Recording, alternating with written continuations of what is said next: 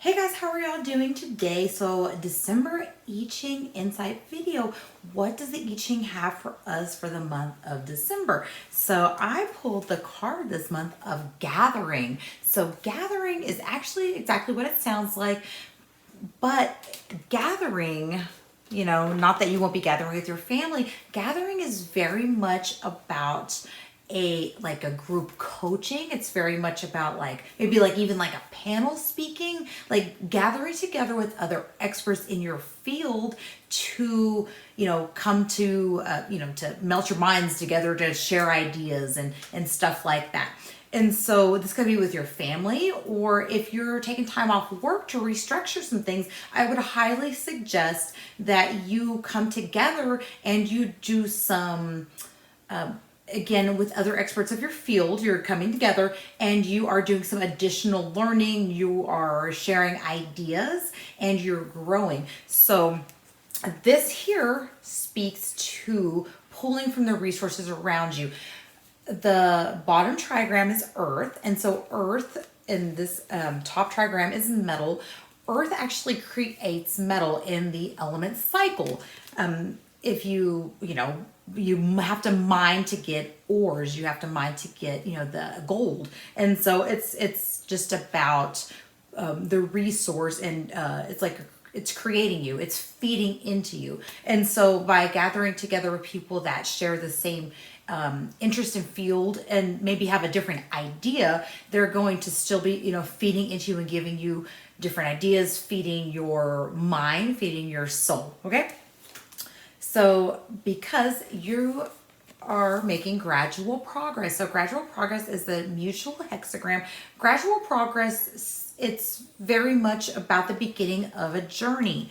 If you look at it, this is mountain and this is wind. And so if you think about like the arches in like Utah and Arizona, it might start with a small crack coming through the wind, coming through a small crack, but then it eventually, very slowly erodes over time. And again, it's a very, very slow process. So if you have seen, the Hobbit movie, or if you've ever seen The Lord of the Rings, at the beginning, Frodo from The Lord of the Rings, I'll use that one instead of The Hobbit. Frodo is, just leaving Hobbit Town and, going off to return the ring. And there's this whole epic journey in between, but it's just the very beginning of his journey. And so that's what gradual progress represents, is Frodo leaving the village. It's just the beginning, and you're just starting out, and you really have to just keep at it to make the progress and to see it. Because this delight here is exactly what it sounds like. It's a celebration. It's almost like it represents like stability. It represents pleasure, celebrating, even acquiring assets. It's a good, maybe a good time to learn to acquire assets. But it does speak a little bit about, there's always a warning. And so with the I Ching, I feel like there's always a warning, because you can have something good, but then there's always, you can't get too comfortable in your success. And that's kind of what delight represents. So if you have ever seen Game of Thrones, I'm into the fantasy today apparently. If you've ever seen Game of Thrones, you'll know that in the Red Wedding episode, when the Stark son is getting married, and they're at this celebration, their guard is down. They've achieved, he's been making these accomplishments all this time, winning these battles in this war against the Lannisters. And during the wedding episode, they let their guard down and they're celebrating. And before they know it, you have seen the episode. If you have not, everybody dies. And so that is the warning. They took that chance when they were weak to attack. And so delight is a little bit, you have to be warned that you're taking your ego and your past accomplishments and not focusing too much on them. It's not talking about not celebrating with your family. Please celebrate with your family.